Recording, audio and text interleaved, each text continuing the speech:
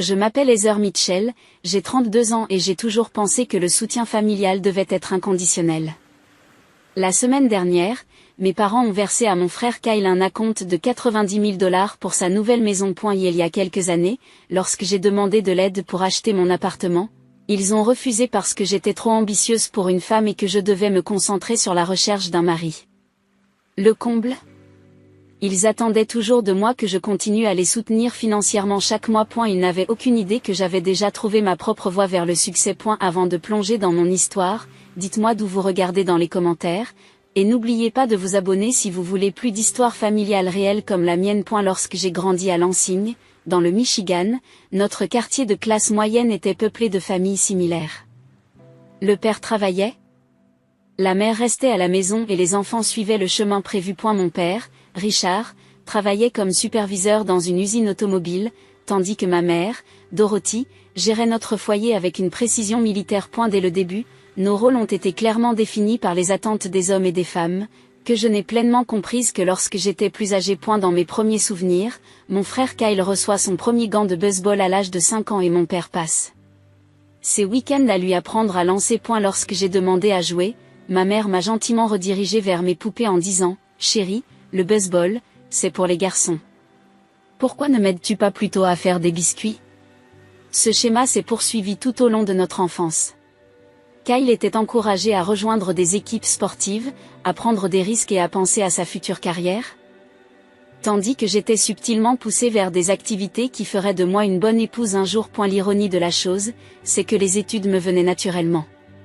En 3e année, je lisais au niveau de la 6e année. Mes professeurs disaient souvent à mes parents que j'avais un potentiel exceptionnel, suggérant des programmes avancés et des activités extrascolaires pour développer mes capacités. Mes parents souriaient poliment lors des réunions parents-professeurs, mais ces recommandations se traduisaient rarement en actes. A eu lieu de cela, lorsque les bulletins de notes arrivaient avec des A, mon père m'ébouriffait les cheveux et me disait « Les filles intelligentes ont plus de mal à trouver des maris, Heather. Les garçons n'aiment pas se sentir stupides. » Malgré cela, j'ai continué à exceller à l'école. Je me suis inscrite au club de débat et au lycée, contre l'avis de ma mère qui craignait que cela ne me rende trop argumentative. Et j'ai commencé à écrire pour le journal de l'école. Mon professeur d'anglais, Madame Campbell, est devenue ma championne discrète, restant après les cours pour m'aider à rédiger des demandes d'inscription à l'université et des essais pour des bourses d'études. Elle a été la première personne à me dire que mon ambition était un atout et non un handicap. Lorsque les lettres d'acceptation de l'université sont arrivées, mon enthousiasme à l'idée d'entrer à l'université du Michigan avec une bourse partielle a été refroidi par la réponse tiède de mes parents. « C'est si loin, je n'ai pas envie d'aller à l'université. »« C'est si loin », s'inquiète ma mère. Et 4 ans, c'est beaucoup pour repousser le moment de fonder une famille. Pendant ce temps, l'acceptation de Kyle dans une université d'État avec une bourse de baseball a été célébrée par un barbecue dans la cour. Et la disparité financière est devenue évidente lorsque mes parents m'ont expliqué qu'ils couvriraient le reste des frais de scolarité de Kyle, mais que je devrais contracter un prêt étudiant pour tout ce que ma bourse ne couvrirait pas. Kyle doit se concentrer sur le baseball sans se soucier de l'argent, a expliqué mon père. De plus, tu es tellement indépendante, Heather. Nous savons que tu peux t'en sortir. Et je l'ai fait. J'ai travaillé 20 heures par semaine à la librairie du campus tout en conservant une moyenne de 3,9 points pendant l'été. J'ai fait des stages dans des entreprises de marketing locales au lieu de rentrer chez moi, d'une part pour étoffer mon CV et d'autre part pour éviter que l'on me demande constamment si j'avais rencontré des garçons sympas à l'école. À la fin de mes études, j'avais reçu des offres d'emploi de 3 agences de marketing différentes, alors que Kyle n'avait pas encore choisi sa matière principale. J'ai accepté un poste dans une petite agence de Chicago, impatiente de faire mes preuves dans une plus grande ville. Ces premières années ont été épuisantes, des semaines de travail de 60 heures, la cohabitation avec 2 colocataires pour économiser de l'argent et le remboursement de prêts étudiants qui s'élevaient à près de $50 000. Pendant ce temps, Kyle a obtenu son diplôme et est passé d'un emploi à l'autre, avant de décrocher un poste décent de représentant commercial pour une entreprise d'articles de sport dans le Michigan. Malgré nos chemins différents, Kyle et moi avons maintenu une relation étroite. Et elle n'a jamais semblé remarquer ou reconnaître la différence de traitement de nos parents, mais il ne m'a jamais fait sentir que je ne valais rien. Nous nous parlions toutes les semaines, partageant nos expériences professionnelles et les dernières nouvelles de notre vie. Lorsqu'il a rencontré Jessica il y a 3 ans, j'étais sincèrement heureuse pour lui. Elle était gentille, équilibrée et apportait de la stabilité à son approche quelque peu désorientée de la vie. Au fil de ma carrière, j'ai rapidement gravi les échelons au sein de l'agence, jusqu'à devenir cadre supérieur dans le domaine du marketing, avec une équipe sous mes ordres. Ma situation financière s'est stabilisée et j'ai enfin pu respirer plus librement. C'est à cette époque, il y a 3 ans, que mon père a eu sa première crise cardiaque. Les frais médicaux étaient importants, même avec l'assurance, et les économies n'étaient pas suffisantes. Sans hésiter, je suis intervenu pour les aider. En leur envoyant $2000 par mois pour couvrir les frais médicaux et les factures de la maison qu'ils ne pouvaient pas gérer avec leurs revenus réduits. Je n'ai jamais envisagé cet argent seul. Ils étaient mes parents, malgré nos différences, je les aimais et je voulais m'assurer qu'ils prenaient soin d'eux. Kyle contribuait dans la mesure de ses moyens, mais avec son salaire inférieur et les encouragements de ses parents à épargner pour son avenir, son aide était minime. Cela ne me dérangeait pas d'assumer le plus gros du fardeau. J'étais fière que mon ambition m'ait mise en position d'aider ma famille lorsqu'elle en avait besoin. Ce que je n'avais pas prévu, c'est que mon aide financière deviendrait une attente plutôt qu'un geste de bonne volonté en période de crise. Lorsque mon père s'est rétabli et a repris un travail à temps partiel. Les récits sont passés de « Nous sommes très reconnaissants de votre aide pendant cette période difficile » à « Nous avons ajusté notre budget pour inclure votre contribution mensuelle ». Mon soutien financier avait été intégré à leur mode de vie, non pas comme une aide temporaire, mais comme un arrangement permanent. Le mois dernier, Kyle m'a appelé, tout excité. Jess a dit oui, a-t-il annoncé. Après 3 ans de relation, il l'avait demandé en mariage et il prévoyait de se marier au printemps suivant. J'étais ravie pour eux. Jessica était merveilleuse et ils se complétaient parfaitement. Une semaine plus tard, il a rappelé pour annoncer qu'ils avaient commencé à chercher une maison. Rien d'extraordinaire, a-t-il expliqué, mais avec le mariage qui approche, nous nous sommes dit qu'il était plus logique d'investir dans une maison que de continuer à louer. Je l'ai félicité, tout en calculant mentalement ce que je pouvais me permettre de leur offrir comme cadeau de mariage. Tout en restant sur la bonne voie en ce qui concerne mes propres objectifs financiers. J'avais récemment commencé à envisager l'achat d'un appartement plus grand, car mon appartement actuel d'une chambre à coucher se sentait de plus en plus à l'étroit après 5 ans. Le marché immobilier de Chicago était compétitif et j'avais économisé avec diligence, mais il me manquait encore 1 an pour disposer d'un acompte suffisant pour acheter quelque chose de bien mieux. 2 semaines après l'annonce des fiançailles de Kyle, nos parents nous ont invités à la maison pour un dîner de fête. J'ai fait les 3 heures de route entre Chicago et Lansing après le travail le vendredi, et je suis arrivée pour trouver ma mère en train de préparer le repas préféré de Kyle, un rôti de pot-au-feu avec toutes les garnitures. Et la table était décorée d'une bannière de félicitations et une bouteille de champagne était au frais dans le réfrigérateur.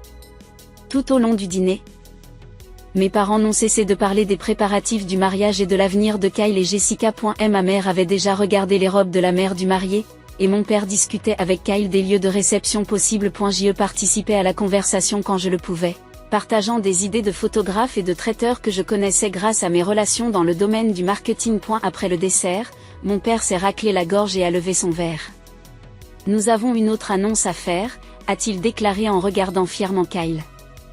Ta mère et moi avons décidé de t'aider, toi et Jessica, à démarrer votre nouvelle vie ensemble. Nous vous donnons $90 000 pour la compte de votre maison. Les yeux de Kyle s'écarquillent. Kyle écarquille les yeux. Tu es sérieux? Papa, c'est incroyable. Es-tu sûr de pouvoir te le permettre? Ma mère lui a tapoté la main.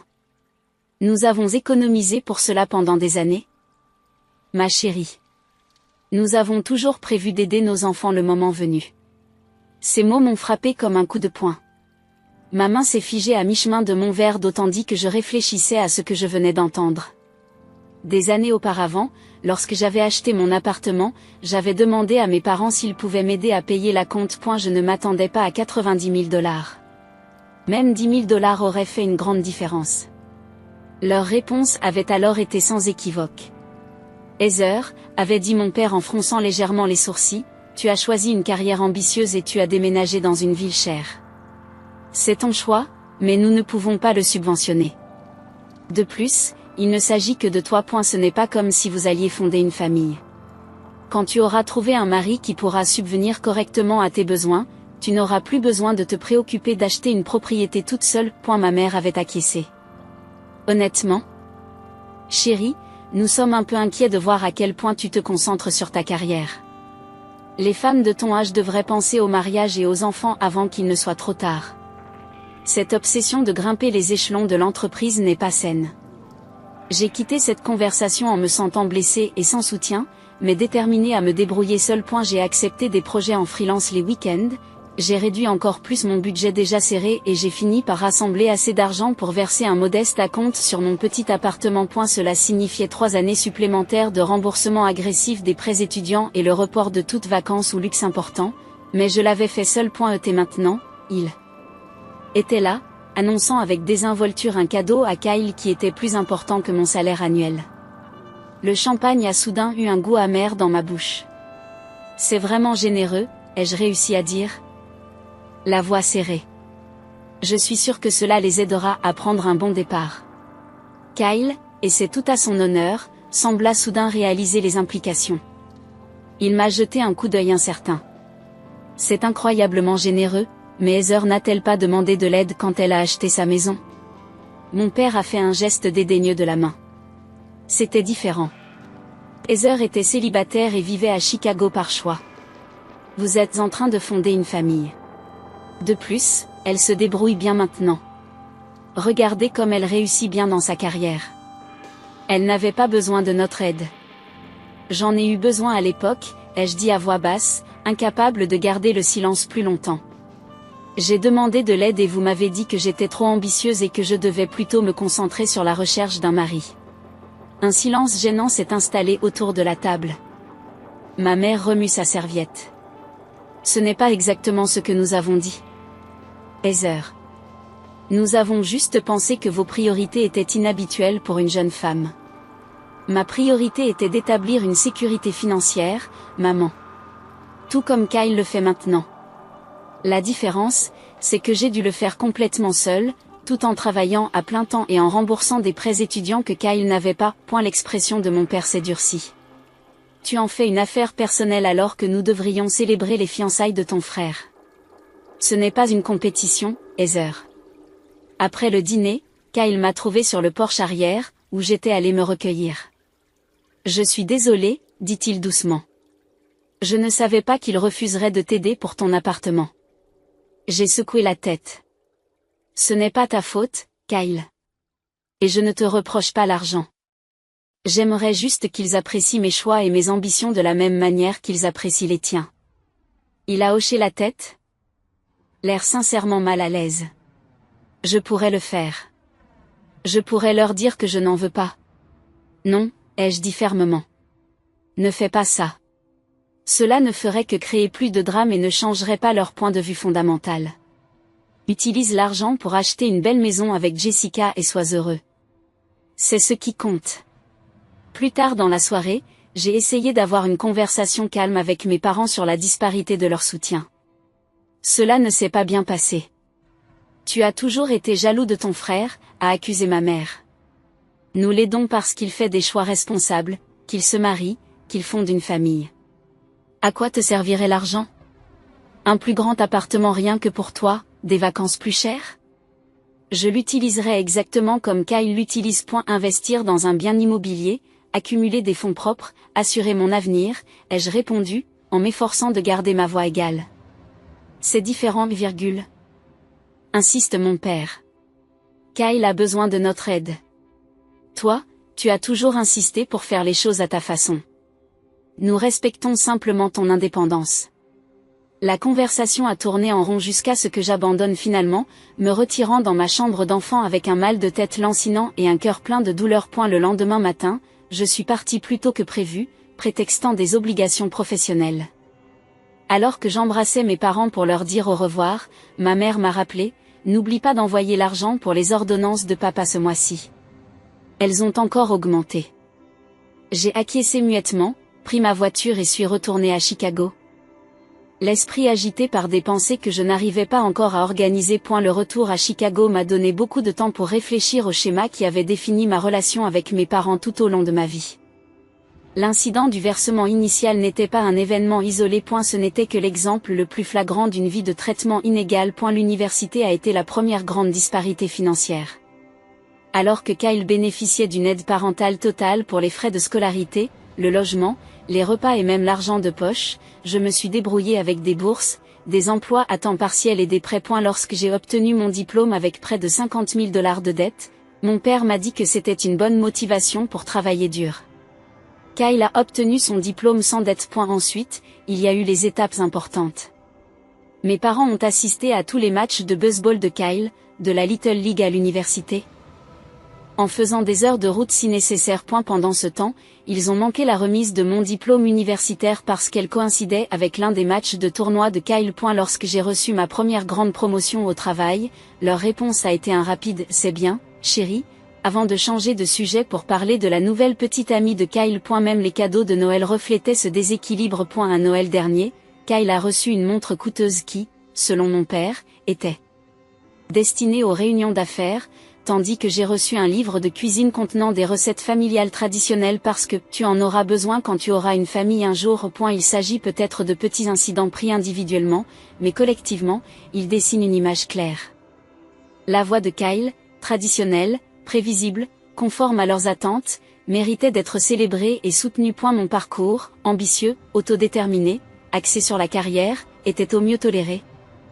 Au pire activement découragé. L'ironie du sort, c'est qu'en dépit de cette vie de soutien inégal, j'étais devenu le filet de sécurité financier de la famille. Lorsque mon père a eu une crise cardiaque il y a 3 ans, leurs économies ont été rapidement épuisées par les factures médicales. Leur assurance couvrait une grande partie des dépenses importantes, mais les franchises, les médicaments et la perte de revenus pendant la convalescence de mon père ont créé une pression financière considérable. Sans hésiter, je suis intervenu. J'ai mis en place des virements mensuels automatiques de 2 000 $ sur leur compte, couvrant tous les frais, des ordonnances aux factures de services publics. J'ai payé les réparations de leur maison lorsque leur toit a fui et que leur chauffe-eau est tombé en panne. J'ai créé pour eux un fonds d'urgence auquel ils pouvaient accéder en cas de dépenses imprévues. À eu total, j'ai apporté près de 70 000 $ au ménage de mes parents au cours des 3 dernières années, soit presque autant que ce qu'ils venaient de donner à Kyle. Kyle apportait ce qu'il pouvait, généralement quelques centaines de dollars par-ci par-là pour des dépenses spécifiques. Nos parents l'ont toujours abondamment remercié pour ses contributions, tout en traitant la mienne comme il se doit. Heather peut se le permettre, disait-il. Elle gagne bien sa vie en ville. Le fait que je gagne bien ma vie grâce à l'ambition même qu'ils avaient découragée semblait leur échapper. Ce qui était le plus frustrant, c'était de se rendre compte que mon soutien financier était passé du statut d'aide d'urgence à celui de partie intégrante de leur budget. Ma mère m'appelait régulièrement pour me tenir au courant de l'augmentation du coût des ordonnances ou des réparations nécessaires à la maison. En terminant toujours par « Nous aurons donc besoin d'un peu plus ce mois-ci ». Mon père parlait de la retraite comme si mon soutien continu était acquis, mentionnant une fois avec désinvolture qu'ils envisageaient d'acheter un petit appartement en Floride, maintenant que nous savons que vous pouvez faire face à l'hypothèque ici. Les attentes étaient claires. Je continuerai à les soutenir financièrement indéfiniment pendant qu'ils consacreraient leurs propres ressources à Kyle.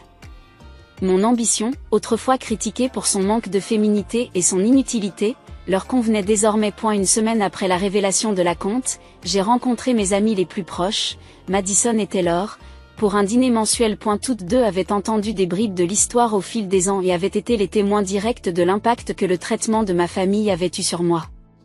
Autour de pâtes et de vin, j'ai raconté le dernier incident. C'est plus qu'un juste virgule, a déclaré Madison avec fermeté. C'est manipulateur et sexiste. Ils te punissent pour avoir réussi tout en profitant de ce succès. Taylor acquiesce. Avez-vous déjà calculé combien vous leur avez donné au fil des ans par rapport à ce qu'ils ont donné à Kyle? Je ne l'avais pas fait, mais le calcul m'a donné à réfléchir. Entre la disparité des frais de scolarité et le soutien mensuel continu, j'avais effectivement subventionné mes 2 parents, indirectement, mon frère. Le don de 90 000 $ à Kyle était simplement l'exemple le plus transparent de fonds canalisés dans sa direction alors que les miens allaient dans la direction opposée. Vous savez ce qui me met le plus en colère? J'ai dit, en poussant mes pattes dans mon assiette. Ce n'est même pas l'argent en lui-même. C'est ce qu'il représente. Ils n'ont jamais cru en moi ni apprécié mes choix. Ils n'ont jamais vu mon ambition comme quelque chose de positif. Pourtant, ils sont parfaitement heureux d'en profiter. Alors, qu'est-ce que tu vas faire? Demande Madison. C'est une question que j'avais évitée, mais assise là avec mes amis, la réponse m'a soudain semblé claire. Je pense qu'il faut que j'arrête de permettre cela. Tant que je continuerai à les soutenir financièrement sans limite, rien ne changera, point. Cela va être une conversation difficile, prévient doucement Taylor. Je sais, mais je crois que je n'ai plus le choix. Ce n'est pas qu'une question d'argent. C'est une question de respect et d'égalité. Et j'ai laissé ce schéma se perpétuer pendant trop longtemps. En rentrant chez moi ce soir-là, j'ai ressenti un mélange d'anxiété et de détermination. L'idée d'affronter mes parents me terrifiait. Depuis l'enfance, j'avais été conditionnée à éviter de faire des vagues, à être la bonne fille qui ne causait pas de problème. Mais je sentais aussi de plus en plus que continuer dans cette voie serait plus dommageable à long terme. Non seulement sur le plan financier, mais aussi sur le plan émotionnel. Ce que mes parents ne savaient pas, ce que je n'avais dit à personne d'autre que Madison et Taylor, c'est que leur don de $90 000 à Kyle n'était pas le seul développement financier important dans notre famille. J'avais moi-même caché un secret qui allait tout changer. 6 mois avant l'incident du versement initial, j'avais pris une décision qui allait changer la trajectoire de mon avenir financier. Après des années d'épargne, de recherche et de planification, j'ai acheté mon premier bien d'investissement, un petit immeuble de 3 appartements dans un quartier en plein essor de Chicago. Le processus a été à la fois épuisant et exaltant. J'ai passé mes week-ends à visiter des biens avec mon agent immobilier, mes soirées à analyser les rendements potentiels et mes innombrables pauses déjeuner à téléphoner à des courtiers en prêts hypothécaires. J'ai tiré parti de mon excellente cote de crédit et de la valeur nette de mon appartement pour obtenir un financement. La compte de $120 000 est le fruit d'années d'épargne agressive et de quelques changements de carrière stratégiques, notamment un changement d'emploi 2 ans plus tôt qui s'est accompagné d'une augmentation de salaire significative. Je n'ai pas parlé de cet investissement à ma famille pour plusieurs raisons. Tout d'abord, je savais que mes parents ne comprendraient pas ou n'approuveraient pas. Ils avaient toujours considéré l'immobilier comme un bien que l'on achetait au moment de s'installer, et non comme un moyen d'investissement. Deuxièmement, j'en avais assez de voir mes réalisations diminuer ou rediriger vers des conversations sur Kyle. Et troisièmement, je voulais quelque chose qui m'appartienne entièrement. Une réussite qui ne soit pas soumise à leur jugement ou à leur comparaison. Et la propriété avait dépassé mes attentes. Les 3 logements étaient occupés par des locataires fiables et, après les paiements hypothécaires et les frais d'entretien, je générais un revenu passif mensuel d'environ $2500. Cet argent ne changeait pas encore ma vie, mais il représentait le début de quelque chose d'important, l'indépendance financière, non seulement par rapport à un emploi traditionnel, mais aussi par rapport aux attentes de la famille. Dans les semaines qui ont suivi la révélation de l'acompte, j'ai pensé de plus en plus à cet investissement. Le revenu passif correspondait presque à ce que j'envoyais à mes parents chaque mois. La symétrie ne m'a pas échappé. J'avais créé un flux financier alternatif qui pouvait remplacer ce qui était drainé par les obligations familiales. Un soir, après un nouvel appel téléphonique avec ma mère qui s'est terminé par l'annonce d'un besoin d'argent supplémentaire pour des réparations de voiture, je me suis assis à la table de ma cuisine avec mon ordinateur portable et des documents financiers autour de moi. J'ai commencé à rédiger une lettre à mes parents, pas un courriel, pas un texte, mais une vraie lettre qui exprimerait clairement ce que j'avais à dire sans être interrompue ou rejetée. J'ai beaucoup réfléchi à notre dynamique familiale et à nos arrangements financiers, en particulier à la lumière de votre généreux don à Kyle. Je veux être honnête avec vous sur mes sentiments et mes décisions pour l'avenir. J'ai expliqué comment leur traitement différent de moi et de Kyle m'avait affecté tout au long de ma vie. J'ai décrit le soutien financier que j'avais apporté au fil des ans sans recevoir grand-chose en retour. J'ai décrit les commentaires blessants sur mon ambition et mes choix de vie. Plus important encore, j'ai expliqué ma décision de mettre fin au soutien financier mensuel. Ce n'est pas une décision que j'ai prise à la légère ou par dépit, ai-je poursuivi. Il s'agit d'établir des limites saines et de reconnaître ma propre valeur. Je vous aime tous les deux et je serai toujours là pour les vraies urgences, mais je ne peux plus être le filet de sécurité financier alors que mes propres besoins et objectifs sont considérés comme moins importants que ceux de Kyle. Et la rédaction de cette lettre a été cathartique, car elle a permis de clarifier des sentiments que j'avais refoulés pendant des années. Je l'ai révisée plusieurs fois, en veillant à ce qu'elle soit honnête sans être cruelle, ferme sans être vindicative. Madison et Taylor ont toutes deux lu les versions préliminaires, offrant leurs suggestions et leur soutien. Tu es sûr de vouloir faire ça par lettre ? A demandé Madison lorsque je lui ai montré la version finale. J'ai l'impression que c'est quelque chose qui devrait être fait en personne. J'ai essayé d'avoir ces conversations en personne, ai-je expliqué. Elle dérape toujours. Le père se met sur la défensive, la mère devient émotive, et soudain, je m'excuse d'avoir abordé le sujet. Une lettre me permet de dire tout ce que j'ai à dire. Le week-end précédant l'envoi de la lettre, j'ai passé des heures à examiner ma situation financière. L'immeuble de placement donnait de bons résultats, mon fonds d'urgence était solide et mes comptes de retraite étaient en bonne voie. Je m'étais créé une sécurité, malgré les obstacles, et non grâce au soutien de ma famille. Cette prise de conscience m'a apporté à la fois fierté et tristesse. La fierté de ce que j'avais accompli de manière indépendante, la tristesse d'avoir dû me battre si durement pour obtenir ce qui était facile pour Kyle. Mais cela m'a aussi donné de la détermination. Une compréhension lucide que je devais rompre avec ce schéma, non seulement pour ma santé financière, mais aussi pour mon bien-être émotionnel. J'ai posté la lettre un mardi matin, en recommandé, pour savoir quand il l'aurait reçue. J'ai ensuite attendu, éprouvant un étrange mélange d'anxiété et de soulagement. Quelle que soit la suite des événements, j'avais enfin dit ma vérité. 3 jours plus tard, mon téléphone a sonné. C'était mon père, la voix serrée par une colère contrôlée. « Il faut qu'on parle de ta lettre », m'a-t-il dit. « Ta mère est très contrariée. » « Je n'en doute pas, répondis-je, le cœur battant la chamade malgré mes efforts pour rester calme. « Mais tout ce que j'ai écrit est vrai et nous devons en parler. »« Pas au téléphone », a-t-il insisté. Ce week-end, nous avons une réunion de famille. Une réunion de famille. Le terme lui-même était révélateur. Dans notre foyer, les réunions de famille étaient convoquées lorsque mon père voulait aborder un sujet qu'il considérait comme problématique. Il ne s'agissait pas tant de discussions que de conférences. Mais je n'étais plus un enfant que l'on pouvait convoquer et gronder. « Je peux venir samedi après-midi, dis-je. Mais papa, ce ne sera pas comme les réunions de famille que nous avions quand j'étais enfant. J'ai pris ma décision concernant le soutien financier, et cela ne changera pas ce dont nous devons parler, c'est de la raison pour laquelle cette situation s'est développée. Son silence en disait long. Finalement, il a dit, soyez là à 2 heures et il a raccroché. Ce soir-là, j'ai appelé Kyle pour l'avertir. Je l'ai prévenu que les choses risquaient d'être tendues ce week-end. J'ai décidé de ne plus envoyer d'argent à papa et maman tous les mois, et ils ne le prennent pas bien. Et la réponse de Kyle m'a surpris. Je ne t'en veux pas, dit-il doucement. J'ai beaucoup réfléchi à cette histoire d'acompte. Ce n'est pas normal qu'ils nous traitent différemment. Est sa reconnaissance, après des années passées à ne pas remarquer ou à ne pas commenter le traitement différent de nos parents, m'a fait monter des larmes inattendues aux yeux. Merci d'avoir dit cela, ai-je réussi. Veux-tu que je sois là samedi, m'a-t-il proposé? Pour te soutenir. J'y ai réfléchi, mais j'ai finalement refusé.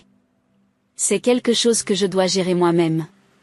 Mais savoir que tu comprends signifie beaucoup. À l'approche du samedi, je me suis préparée à la confrontation avec la même rigueur que celle que j'appliquais aux présentations professionnelles. J'ai rassemblé la documentation relative à mes contributions financières au fil des ans. J'ai répété les réponses aux arguments que j'anticipais. J'ai même joué un rôle dans la conversation avec Taylor, qui a reproduit avec une précision troublante le ton dédaigneux de mon père. Le samedi matin, le trajet jusqu'à Lansing n'avait rien à voir avec les voyages précédents. Pour la première fois, je ne redoutais pas de décevoir mes parents ou de chercher leur approbation. J'y allais en tant qu'adulte ayant pris une décision difficile, mais nécessaire.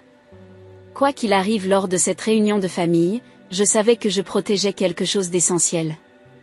Mon droit à l'égalité. Je suis arrivé chez mes parents à 14 heures précises, m'engageant dans l'allée derrière la Ford méticuleusement entretenue de mon père. Et la familiarité de la scène, les paniers de géranium suspendus que ma mère plantait chaque printemps, la pelouse tondue en bande diagonale parfaite, contrastait fortement avec la méconnaissance de mon objectif. Je n'étais pas là pour un dîner de fête ou une simple visite. J'étais ici pour changer radicalement ma relation avec mes parents. Ma mère a ouvert la porte avant que je puisse frapper. Son expression étant un mélange de douleur et d'indignation. Ton père est dans le salon, dit-elle en guise de salut, se détournant sans l'accolade habituelle. Je l'ai suivi à l'intérieur, remarquant la disposition formelle des lieux. Ils avaient placé 2 chaises face au canapé, créant ainsi une dynamique incontestable entre nous et vous. Mon père s'est assis avec raideur dans son fauteuil, ma lettre étant visible sur la table basse entre nous. « Assieds-toi, Heather, dit-il en désignant le canapé. Je me suis assise et j'ai posé mon sac à côté de moi. Il contenait les documents financiers que j'avais apportés, même si je doutais de plus en plus qu'ils puissent faire la différence. Je ne comprends pas comment tu as pu écrire ces choses, commença ma mère, la voix chevrotante. Après tout ce que nous avons fait pour toi, nous t'avons donné une bonne maison, nous avons soutenu ton éducation, vous avez soutenu l'éducation de Kyle, ai-je corrigé gentiment.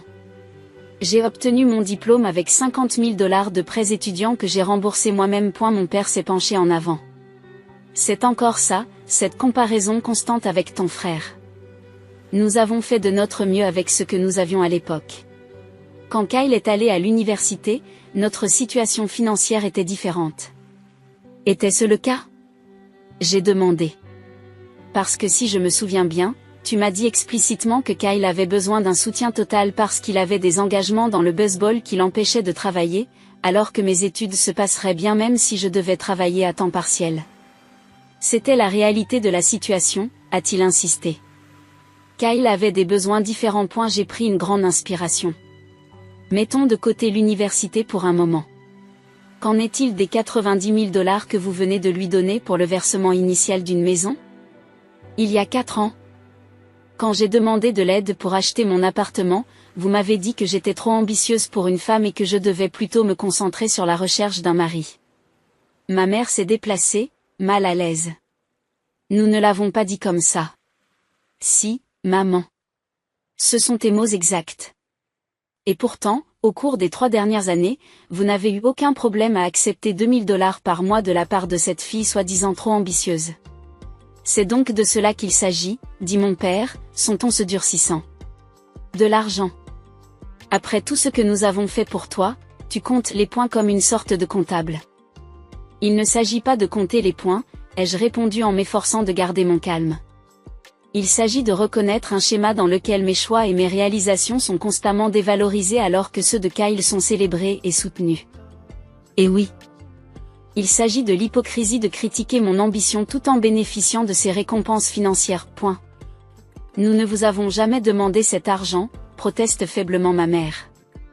N'est-ce pas?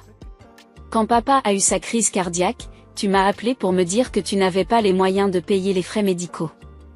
Depuis, chaque mois, tu me rappelles les frais d'ordonnance et les dépenses de la maison. À Noël dernier, papa a parlé de prendre une retraite anticipée parce que, je cite, Heather nous couvre.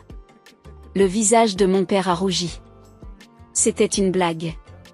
C'était une blague, parce que j'ai apporté près de 70 000 $ à ce foyer au cours des 3 dernières années, presque autant que ce que tu viens de donner à Kyle. La différence, c'est que cet argent est passé de moi à toi, et non l'inverse. Un silence tendu envahit la pièce. Ma mère se tamponne les yeux avec un mouchoir en papier. Mon père me dévisage comme s'il voyait un étranger. Ce que vous ne semblez pas comprendre, poursuivis-je plus calmement, c'est que cela ne m'a jamais dérangé d'aider. Ce qui me dérange, c'est qu'il y ait 2 poids, 2 mesures. Ce qui me dérange, c'est qu'on me dise que mon ambition est en quelque sorte mauvaise ou non féminine, puis que cette même ambition devienne pratique lorsqu'elle profite à tous les autres.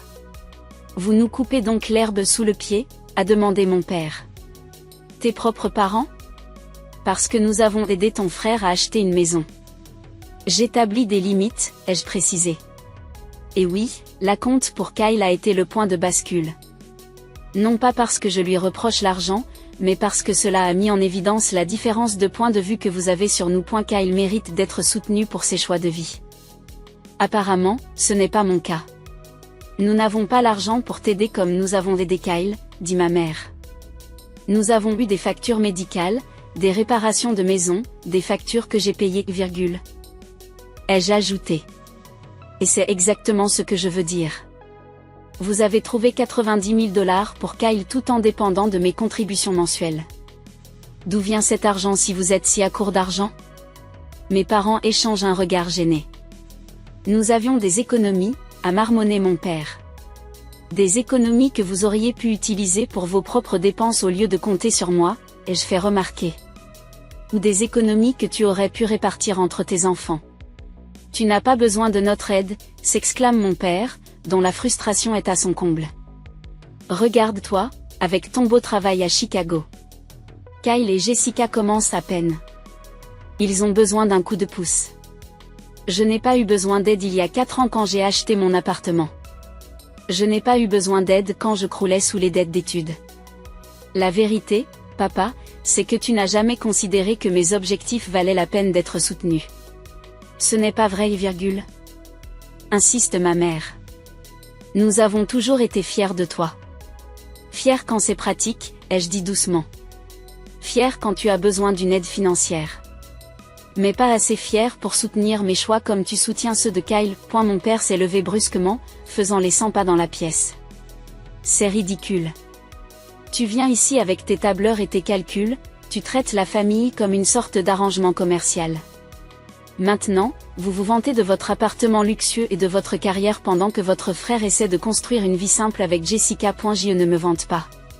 Je souligne l'incohérence dans la façon dont tu nous as traités. Peut-être que si vous aviez fait des choix différents, si vous vous étiez installé localement, si vous aviez fondé une famille, les choses auraient été différentes. A suggéré ma mère. Son ton montrant clairement qu'elle croyait toujours que mon parcours était en quelque sorte défectueux. Quelque chose en moi s'est brisé. Mes choix m'ont permis d'être financièrement indépendante. Mes choix m'ont permis de vous aider lorsque vous en aviez besoin. Mes choix m'ont permis d'acheter, il y a 6 mois, un bien d'investissement qui génère déjà plus de revenus mensuels que ce que je t'ai envoyé. Et la pièce est devenue silencieuse. Mes parents me regardent, incrédules. Tu as acheté un immeuble de rapport, demande finalement ma mère. Pourquoi ne nous l'as-tu pas dit, vous nous auriez soutenus? Ou vous seriez-vous demandé pourquoi une femme seule a besoin d'un revenu locatif? Auriez-vous célébré cette réussite ou trouvé le moyen de la comparer à ce qu'a fait Cal? L'expression de mon père est passée du choc au rejet. C'est donc de cela qu'il s'agit. Tu fais étalage de ta réussite, tu essaies de nous faire sentir mal d'avoir aidé ton frère. Non. Papa. J'essaie de vous faire comprendre que j'ai réussi non pas grâce à votre soutien, mais malgré son absence. J'essaie de te faire comprendre que continuer à te soutenir financièrement alors que tu rejettes mes choix n'est plus quelque chose que je suis prêt à faire. Et ma mère s'est mise à pleurer sérieusement. Je ne comprends pas pourquoi vous êtes si cruel. Nous sommes tes parents. Je ne suis pas cruel, maman. Je suis honnête. Et je fixe des limites qui auraient dû être établies il y a des années. Nous ne nous attendions pas à ce que tu réussisses aussi bien, admet-elle en pleurant. Dans notre famille, les filles ne sont pas comme ça. Nous pensions que tu finirais par t'installer, par fonder une famille. C'est justement le problème, ai-je dit à voix basse. Vous ne vous attendiez pas à ce que je réussisse, alors vous n'avez jamais soutenu ma voix comme vous avez soutenu celle de Kyle. Vous le prépariez à être le pourvoyeur de la famille, tout en considérant mes ambitions comme une phase temporaire. Mon père s'est rassis lourdement, paraissant soudain plus vieux que ses 65 ans. Alors, c'est tout? Vous nous coupez les vivres parce que nous avons aidé votre frère. J'arrête les paiements mensuels parce qu'ils sont devenus une attente plutôt qu'une aide d'urgence, et parce qu'ils font partie d'un schéma où ma réussite est à la fois rejetée et exploitée. Je serai toujours là pour les vraies urgences, papa. Je ne t'abandonne pas. Je refuse simplement de continuer à favoriser une dynamique malsaine. Le reste de la réunion de famille a consisté principalement en des pleurs de ma mère et en une alternance d'arguments défensifs et de commentaires culpabilisants sur les enfants ingrats de mon père. J'ai maintenu ma position calmement mais fermement, sans élever la voix ni reculer. Alors que je m'apprêtais à partir, mon père m'a lancé ce qu'il pensait manifestement être un coup d'envoi. Quand tu seras plus âgé et seul, tu regretteras peut-être d'avoir repoussé la seule famille que tu es. Je m'arrête devant la porte. Je ne te repousse pas, papa. Je demande à être traité avec le même respect et le même soutien que toi, Kyle. Le choix de répondre ou non à cette demande t'appartient. Ce soir-là, je suis rentré à Chicago avec un curieux mélange d'émotions, de la tristesse pour la relation que j'avais voulu mais que je n'avais jamais vraiment eue, du soulagement d'avoir enfin dit ma vérité, et un surprenant sentiment de légèreté. Et la suite allait être difficile, mais pour la première fois de ma vie d'adulte, j'avais refusé d'accepter moins que ce que je méritais de la part des personnes qui auraient dû m'estimer le plus. Les semaines qui ont suivi la confrontation se sont déroulées dans un étrange silence. Mes parents n'ont pas appelé, et moi non plus. Le premier mois, je me suis surprise à prendre mon téléphone à plusieurs reprises pour effectuer le virement habituel sur leur compte. Une habitude tellement ancrée qu'il m'était physiquement désagréable d'y mettre fin. Mais j'ai tenu bon, me rappelant que cette limite était nécessaire non seulement pour ma santé financière, mais aussi pour mon bien-être émotionnel. À eu début, le silence a été presque plus dur que le conflit. Pendant 32 ans, même si nos relations étaient devenues très tendues, Je n'avais jamais complètement perdu le contact avec mes parents. Même à l'université, lorsque les appels téléphoniques étaient tendus et les visites gênantes, il y avait toujours eu une certaine communication. L'absence totale de contact a laissé un vide auquel je n'étais pas entièrement préparé. Pour faire face au bouleversement émotionnel, j'ai commencé à voir un thérapeute, le Dr Brennan, spécialisé dans la dynamique familiale. Nos séances hebdomadaires sont devenues une bouée de sauvetage alors que je travaillais sur des décennies de blessures et d'attentes accumulées. Ce que vous vivez est très courant chez les enfants adultes qui fixent des limites avec leurs parents pour la première fois, a-t-elle expliqué lors d'une séance. Il y a souvent un processus de deuil, non seulement pour la relation actuelle que vous redéfinissez, mais aussi pour la relation que vous n'avez jamais eue et que vous avez toujours voulu. Ce cadre m'a aidé à comprendre la complexité de mes émotions. Et la tristesse n'était pas seulement liée à l'éloignement actuel, mais à la reconnaissance du fait que mes parents n'avaient peut-être jamais été capables de m'apporter le soutien inconditionnel dont j'avais besoin. Le plus difficile, ai-je avoué lors d'une autre séance, c'est de me demander si je n'exagère pas. Ils m'ont offert un foyer stable et des biens de première nécessité. Comparé à l'enfance de nombreuses personnes, la mienne a été privilégiée. Et la stabilité matérielle et le soutien émotionnel sont deux choses différentes, souligne le Dr Brennan. On peut être reconnaissant de ce qu'ils nous ont apporté tout en reconnaissant ce qui nous a manqué. Les deux réalités peuvent exister simultanément. En dehors de la thérapie, je me suis beaucoup appuyée sur le réseau de soutien que je m'étais constitué. Madison et Taylor ont pris régulièrement de mes nouvelles, m'offrant des distractions lorsque c'était nécessaire et une écoute patiente lorsque j'avais besoin de faire le point. Mon équipe au travail est devenue une autre source de soutien inattendue lorsque j'ai enfin partagé une partie de ce que je vivais. Mes parents disaient toujours que les femmes ambitieuses finissaient seules. Je l'ai dit à Madison lors d'un de nos dîners de rencontre. En ce moment, cette prophétie semble se réaliser d'elle-même. Mais vous n'êtes pas seule, a-t-elle répondu avec fermeté. Vous avez nous, vos collègues qui vous respectent, vos locataires qui vous apprécient en tant que propriétaire équitable. Être éloigné de sa famille ne signifie pas être seul. Cela signifie que vous êtes entouré de personnes qui choisissent d'être dans votre vie plutôt que de personnes qui ne sont liées que par obligation. Environ 2 mois après la confrontation, mon téléphone a sonné avec le numéro de Kyle. Je lui avais envoyé des textos de temps en temps pendant le silence, en séparant notre relation du conflit avec nos parents. Mais ces appels étaient rares. Et, dit-il quand je réponds, la voix hésitante. As-tu le temps de parler ? Pendant l'heure qui a suivi, Kyle et moi avons eu la conversation la plus honnête de notre vie d'adulte. Il a admis qu'il avait toujours été vaguement conscient de la différence de traitement entre nos parents, mais qu'il avait trouvé plus facile de ne pas l'admettre. Je suppose que je me sentais coupable, a-t-il avoué. Je savais que je bénéficiais d'opportunités et d'un soutien que tu n'avais pas, mais il était plus facile de prétendre que c'était normal que de le remettre en question. Ce n'était pas juste pour toi. Tu étais un enfant, toi aussi, lui ai-je rappelé. Ce n'était pas à toi de corriger les préjugés de nos parents. Peut-être pas à l'époque. Mais je suis un adulte maintenant. Et accepter cet acompte sans reconnaître ce qui s'est passé avec ton appartement. Ce n'était pas bien. Sa reconnaissance a été plus apaisante que je ne l'avais prévu. Pendant des années, je me suis demandé si je n'en faisais pas trop. Si les disparités que je percevais étaient exagérées par ma propre sensibilité. Entendre Kyle confirmer la réalité de nos différences de traitement a validé des sentiments que j'avais remis en question pendant des décennies. J'ai parlé à maman et à papa. Poursuit-il. Je leur ai vraiment parlé de la façon dont ils t'ont traité. Cela ne s'est pas bien passé au début. Papa était sur la défensive, maman pleurait. Mais je pense qu'ils commencent à réaliser qu'ils ont fait une erreur. Je n'étais pas prête à espérer trop. Qu'est-ce qui te fait dire ça ? Papa m'a posé des questions sur votre investissement immobilier. Pas des questions dédaigneuses. Il semblait sincèrement intéressé par la façon dont tu t'y prenais. Et maman a admis qu'il n'avait jamais encouragé tes ambitions comme ils l'ont fait pour les miennes. Ce n'était pas grand-chose. Mais le fait qu'il parle de moi, qu'il pense à ce que j'ai dit, signifie quelque chose. Pas assez pour rétablir immédiatement ce qui avait été brisé. Mais peut-être assez pour entamer une nouvelle conversation, plus honnête. Une semaine plus tard, Kyle m'a rappelé pour m'annoncer une nouvelle qui m'a choquée. Il avait décidé de rendre la moitié de l'acompte à nos parents. Jessica et moi en avons parlé.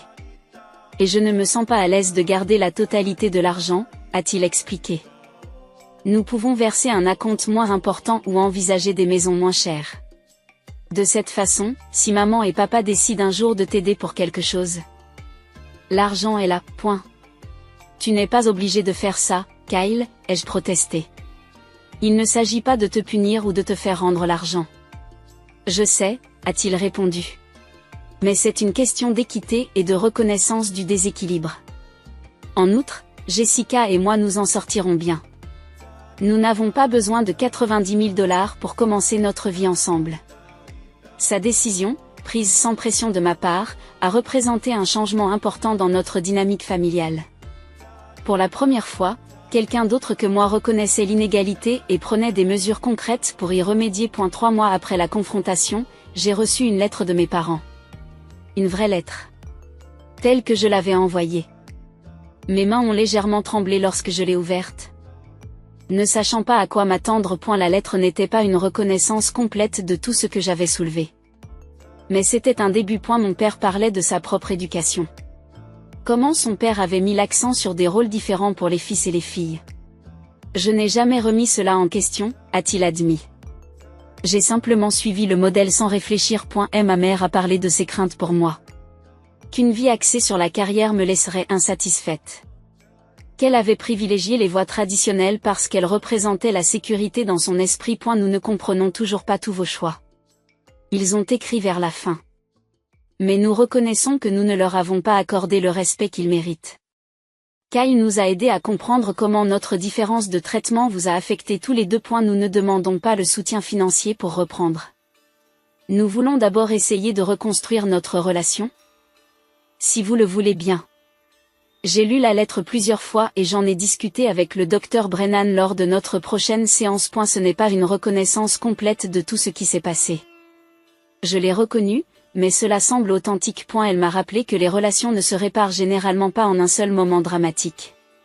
C'est un processus de petites étapes, en particulier lorsque des habitudes ont été prises pendant des décennies. J'ai décidé de leur répondre en les invitant à me rendre visite à Chicago, un territoire neutre où nous pourrions commencer à reconstruire sans retomber dans les vieux schémas. À ma grande surprise, ils ont accepté. Cette première visite a été gênante. Les conversations étaient guindées et prudentes. Je leur ai montré mon appartement, avec un peu d'hésitation. Mon immeuble de rapport. Mon père a posé des questions pratiques sur le processus d'achat et le financement. Ma mère a admiré la façon dont j'avais décoré les logements pour attirer de bons locataires. Ni l'un ni l'autre n'approuvait totalement mes choix, mais ils s'efforçaient de les comprendre. Avant qu'ils ne partent, mon père m'a tendu une enveloppe. Elle contenait un chèque de 45 000 $, soit la moitié de ce qu'ils avaient donné à Kyle. Ce n'est pas la même chose que de te soutenir depuis le début, a-t-il dit, mais c'est un début. Je n'étais pas certain d'accepter. D'un côté, j'avais l'impression qu'il s'agissait d'une reconnaissance importante de la disparité de leur soutien. D'autre part, j'avais déjà acquis mon indépendance financière et je n'étais pas sûr de vouloir réintroduire l'argent dans notre relation de guérison. Après réflexion, j'ai décidé d'accepter le chèque, mais pas pour MOI. A eu lieu de cela. Je l'ai utilisé comme capital de départ pour quelque chose qui a pris une signification inattendue, un fonds de bourse d'études pour les jeunes femmes qui poursuivent des études de commerce et d'entrepreneuriat, en particulier celles qui n'ont pas le soutien financier de leur famille. Pendant cette période de reconstruction familiale, un autre événement inattendu s'est produit. Lors d'une conférence sur le marketing à Boston, j'ai rencontré Logan Campbell, directeur du marketing numérique pour une entreprise de matériaux de construction durable. Ce qui a commencé comme une relation professionnelle s'est transformé en amitié, puis en plus. Contrairement aux hommes que j'avais fréquentés auparavant, Logan a trouvé mon ambition et mon indépendance attirante plutôt qu'intimidante. Ma mère était comme vous. Et elle me l'a dit lors d'un de nos premiers rendez-vous, elle était ambitieuse, indépendante et déterminée. Elle m'a appris que ces qualités rendent quelqu'un plus intéressant et non moins féminin. Pour la première fois, je construisais une relation avec quelqu'un qui appréciait exactement les parties de moi que mes parents avaient essayé d'étouffer. Cette relation n'était pas encore assez sérieuse pour que je la présente à ma famille, mais elle représentait une autre forme de guérison, la reconnaissance du fait qu'être mon moi authentique n'entraînerait pas la solitude que mes parents m'avaient prédite. 6 mois après notre confrontation, ma relation avec mes parents est restée un travail en cours. Meilleur qu'avant, mais toujours fragile, exigeant encore des efforts conscients de la part de toutes les parties. Kyle et Jessica ont acheté une maison plus modeste que prévu, en utilisant que la partie du don qu'ils ont conservé. Mes parents se sont adaptés à la vie sans mon soutien financier, en modifiant leur budget, et mon père a trouvé un travail à temps partiel qui lui plaît. Plus important encore. Nous avons appris à communiquer honnêtement plutôt que de tomber dans de vieux schémas d'attente et de ressentiment. Et la situation n'était pas parfaite et ne le serait peut-être jamais, mais elle était plus saine que celle que nous avions auparavant. Les familles sont compliquées, m'a rappelé le docteur Brennan lors de ce qui allait être l'une de nos dernières séances régulières. L'objectif n'est pas la perfection, mais la croissance. Et à cette aune, vous avez tous fait des progrès remarquables. En repensant au chemin parcouru depuis l'annonce de ce dîner fatidique jusqu'à notre position actuelle, je pouvais voir la vérité dans ces mots. Le chemin n'avait pas été linéaire, et la guérison n'était pas intervenue de façon spectaculaire comme je l'avais espéré. Au contraire, elle s'était manifestée par de petits moments de compréhension, par des conversations approfondies, par le respect des limites et par l'établissement de nouveaux modèles. Et la famille que j'avais maintenant n'était pas celle que j'avais imaginée lorsque j'étais enfant, mais elle évoluait vers quelque chose de plus authentique. Et peut-être plus important encore, j'avais enfin appris que ma valeur ne dépendait pas de leur validation. Elle était en moi depuis toujours, attendant d'être reconnue. 6 mois se sont transformés en une année, et la nouvelle dynamique familiale que nous avions établie a continué d'évoluer. Ce qui avait été une rupture choquante s'était progressivement transformé en un autre type de relation, pas parfaite, mais plus honnête et plus équilibrée qu'auparavant. Mes parents se rendaient à Chicago tous les trimestres, séjournant dans un hôtel du centre-ville plutôt qu'avec moi, une petite limite qui contribuait à maintenir notre nouvel équilibre. Lors de ces visites, nous avons exploré la ville, manger dans des restaurants que je leur recommandais et engager des conversations qui auraient été inimaginables avant la confrontation. Le changement le plus important s'est produit de manière inattendue lors de leur visite au printemps. Nous prenions un brunch dans un café au bord de la rivière lorsque mon père a mentionné mon investissement immobilier. Ta mère et moi avons discuté, a-t-il dit en posant sa tasse de café. L'immeuble que tu as acheté est impressionnant. Tu t'es renseigné sur le quartier, tu as prévu les revenus locatifs, tu as géré les travaux de rénovation en respectant le budget. Ce sont des compétences que nous n'avons jamais encouragées chez toi. Ma mère acquiesce. Nous avions tort, Heather. Nous étions tellement concentrés sur ce que nous pensions que ta vie devrait être que nous n'avons pas vu tes véritables talents. Leur reconnaissance, exprimée sans invitation au cours d'une conversation informelle, signifiait bien plus que le chèque qu'ils m'avaient donné ou la lettre soigneusement rédigée. Et elle représentait un changement fondamental dans la façon dont ils me considéraient, non pas comme une fille qui s'était écartée de leurs attentes, mais comme une adulte dont les choix différents méritaient d'être respectés. Ce changement est devenu encore plus évident lorsque la valeur de mon immeuble de placement a augmenté de façon spectaculaire après qu'une grande entreprise de technologie a annoncé la construction d'un nouveau complexe de bureaux dans le quartier. Ce qui avait été un investissement solide est devenu un investissement exceptionnel, dont la valeur a presque doublé dans les 18 mois qui ont suivi l'achat. Lorsque j'ai annoncé cette nouvelle, la réaction de mon père n'a pas été le rejet auquel j'aurais pu m'attendre dans le passé. Au contraire, il m'a posé des questions réfléchies pour savoir si j'avais l'intention de vendre et d'utiliser les fonds propres pour acquérir d'autres biens ou de conserver l'investissement à long terme. Nous avons discuté des taux de capitalisation et des projections d'appréciation, des conversations que je n'aurais jamais imaginé avoir avec l'homme qui m'avait dit un jour que la propriété n'était pas une priorité pour les femmes. C'est à cette époque que Kyle et Jessica ont accueilli leur premier enfant, une fille prénommée Emma. Lors d'un de nos appels téléphoniques réguliers, Kyle a partagé quelque chose qui indiquait à quel point notre histoire familiale avait changé. Je parlais à Emma hier soir pendant que Jessica se reposait, m'a-t-il dit. Je lui ai parlé de choses et d'autres. Mais je me suis surpris à lui dire qu'elle n'avait pas besoin de moi. Mais je me suis surpris à lui dire qu'elle pourrait grandir et réussir comme sa tante Heather. Qu'elle pourrait être intelligente et indépendante et construire quelque chose qui lui appartiendrait. Ces mots ont fait couler des larmes inattendues. Tu seras un père merveilleux, Kyle. J'essaie d'être conscient des messages que je lui envoie, a-t-il poursuivi. Je ne veux pas qu'elle grandisse avec les limites que nous avons dues. À ce propos, Jessica et moi avons discuté. Nous voulons rembourser le solde de l'acompte à nos parents. Kyle, tu n'as pas besoin de faire ça. Il voulait t'aider. Je sais, mais je me sens toujours en porte-à-faux. En plus, on s'en sort bien maintenant. Jessica a été promue et mon nouveau territoire de vente dépasse les objectifs. Nous pouvons gérer notre hypothèque sans le coup de pouce. Sa décision reflète une nouvelle prise de conscience qui s'est développée depuis notre confrontation. Il reconnaissait ses privilèges et souhaitait créer une structure familiale plus équitable. Lorsqu'il a rendu le reste de l'argent, nos parents n'ont pas su comment réagir. Finalement, ils ont décidé de partager l'argent et de créer des fonds pour les études supérieures d'Emma et de ses petits-enfants. Un geste qui profiterait également à nos deux familles. Ma propre situation financière a continué à s'améliorer. Grâce au succès de mon premier bien d'investissement, j'avais tiré parti de sa valeur accrue pour acheter un deuxième bâtiment, plus petit. Mes revenus passifs dépassaient désormais mes dépenses mensuelles, ce qui me procurait une liberté dont je n'avais fait que rêver. Plutôt que de garder ce succès pour moi, j'ai décidé de l'utiliser d'une manière qui me semblait significative.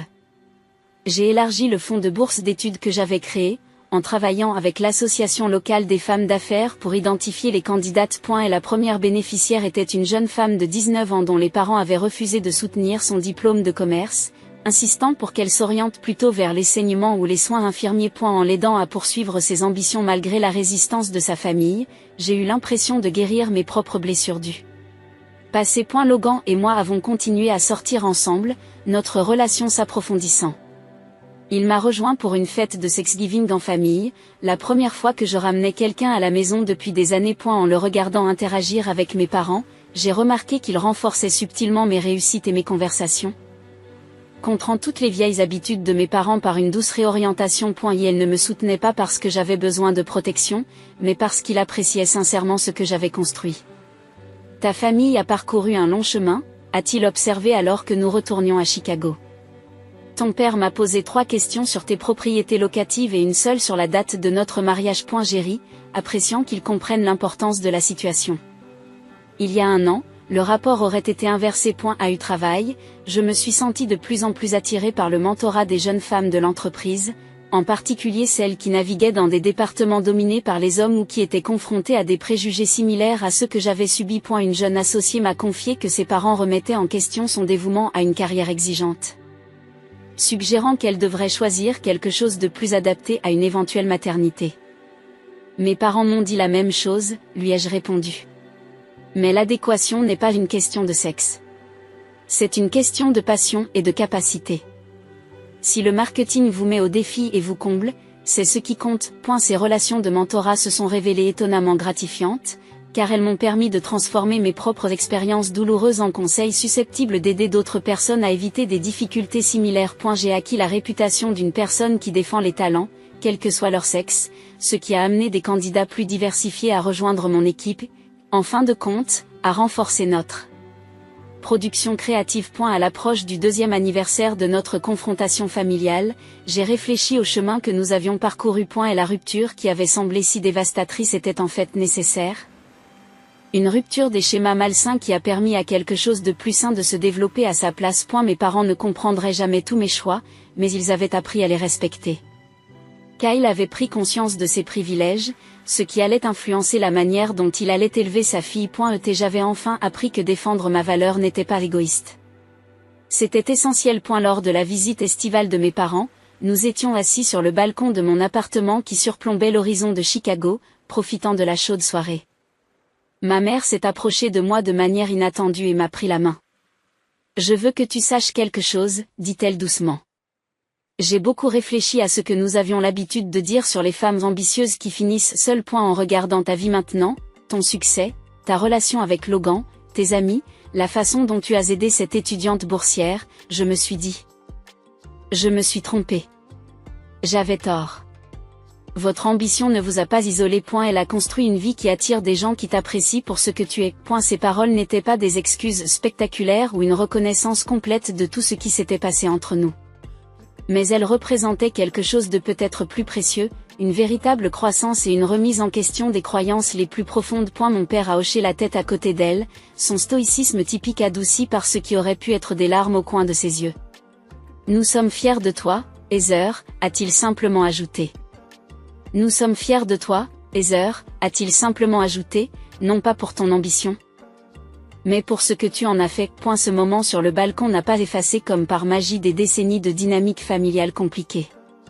Nous avions encore des conversations gênantes et des malentendus occasionnels. Mais le changement fondamental dans la façon dont ils me voyaient et dont je me voyais par rapport à eux avait créé un espace pour une relation basée sur le respect mutuel plutôt que sur l'attente et l'obligation. Le chemin parcouru, depuis cette révélation douloureuse au cours du dîner jusqu'à notre situation actuelle, m'a appris des leçons que j'espérais mettre à profit. Le vrai soutien vient du respect des choix, même s'ils diffèrent des vôtres.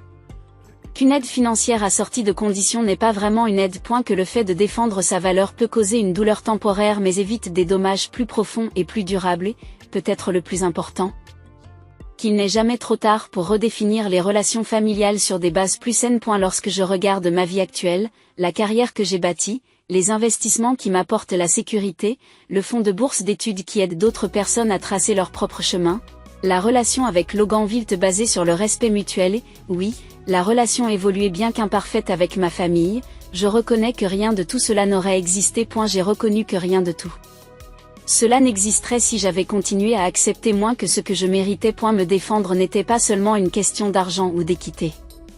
Il s'agissait de revendiquer le droit de définir mon propre succès et ma propre valeur. Pour ceux d'entre vous qui regardent et qui sont peut-être aux prises avec une dynamique familiale similaire ou un traitement inégal, j'espère que mon histoire offre une certaine perspective. Fixer des limites n'est pas une question de punition.